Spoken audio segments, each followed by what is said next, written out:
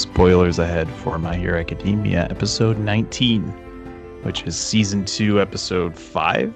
This is the start of the final round, and we start off this episode with a lunch break, and it's Deku and Todoroki in a hallway. Todoroki says he felt Deku's true power during the cavalry battle, and decides to ask him the question, "Are you All Might's love child?" Which got a little laugh out of me. Obviously, Todoroki's seen the connection between All Might and Deku, not only with them spending the time, but also having the same power. What do you think about Deku and Todoroki?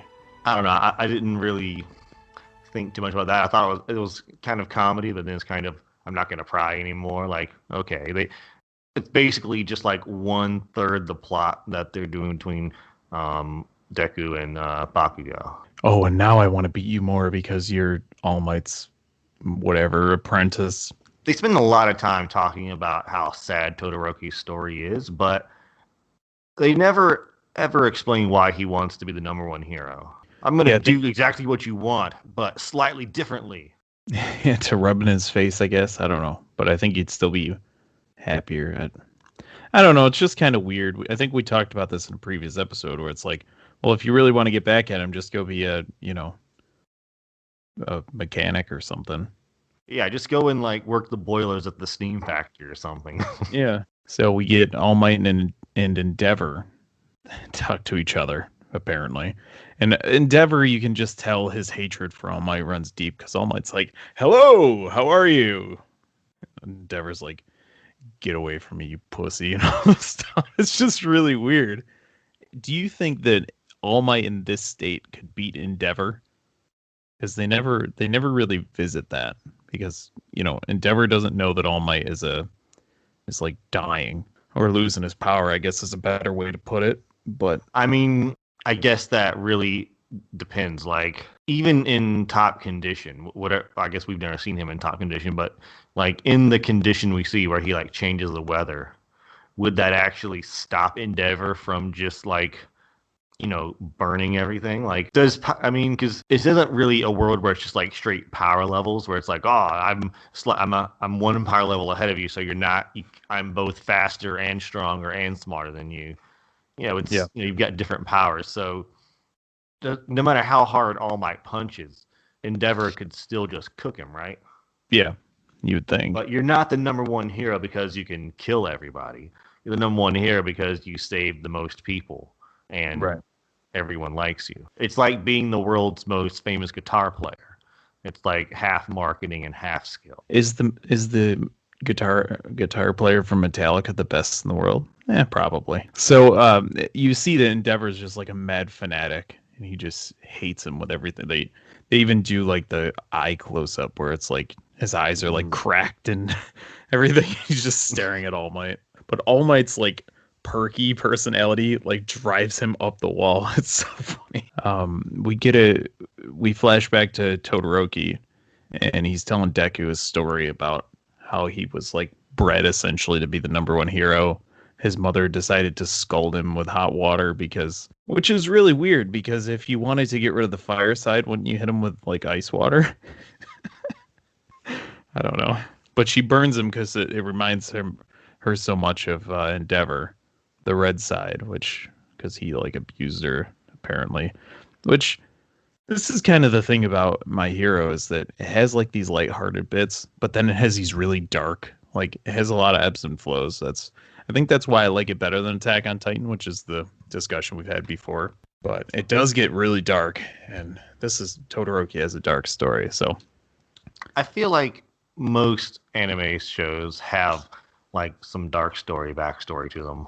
Yeah, absolutely. In classic My Hero fashion, after they do the Shoto Todoroki backstory, they flash to kind of like a recess type scenario. It's kind of like a halftime show, and they have cheerleaders out there.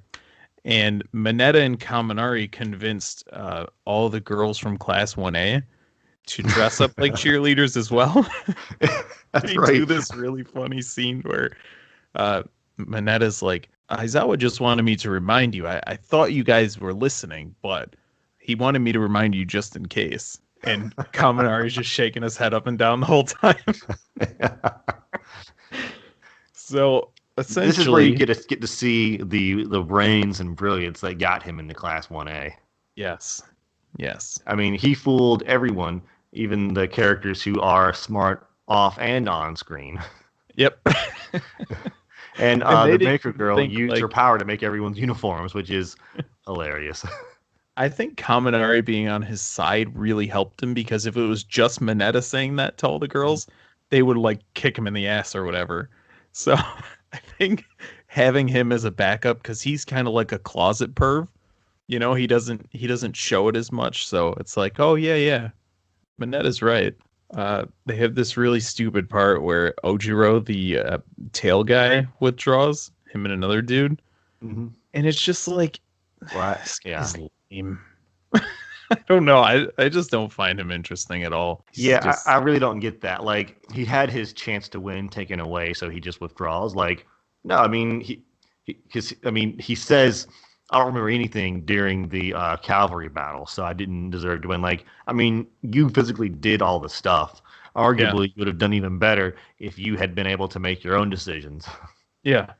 So But instead I of think like staying in there would give you a chance to say, no, I deserve to be here, instead of just being, oh well, someone used their power on me, and so I should have to leave. he just didn't want I to don't get like the life. embarrassed. Every single other person there would have beat him. He's like, I just have a tail. I'm like a normal dude, but have like a fat tail. It's not even a proportional tail. No, he's like a Like, judo ninja or something. yeah, but like he's just a normal dude except with a tail. All his like judo stuff is him training. Just imagine him against, the tape guy. Just wrap him up. But I think he could beat the tape guy up. really? He grabbed that tape and like tie him up with his own tape. I can't remember the belly button laser guy's name, but he couldn't beat belly button guy. I mean, if he can dodge the laser, he'll definitely beat belly button laser guy. So the match is Deku against Shinso. All of the matchups. So two of the people drop out. They add two of the people from like the next closest team or whatever. Mm-hmm. And it's Tetsu, and green haired chick, who I forget her name. I wonder how I remembered Tetsu's name. It's really difficult to remember. So at one point had me actually laughing, where Bakugo sees who he's facing. He's like, Uraraka, who the hell is that? It just shows her face like so sad, surprised. Yeah, it's like and they have like a side game montage, which is like another break between the main events.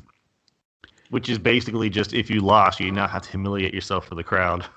Yeah, exactly. It's like stupid hide and go seek games and shit like that. Yeah, you lost the potato sack fight, so now you have to do egg hunt before the one-on-one martial arts combat.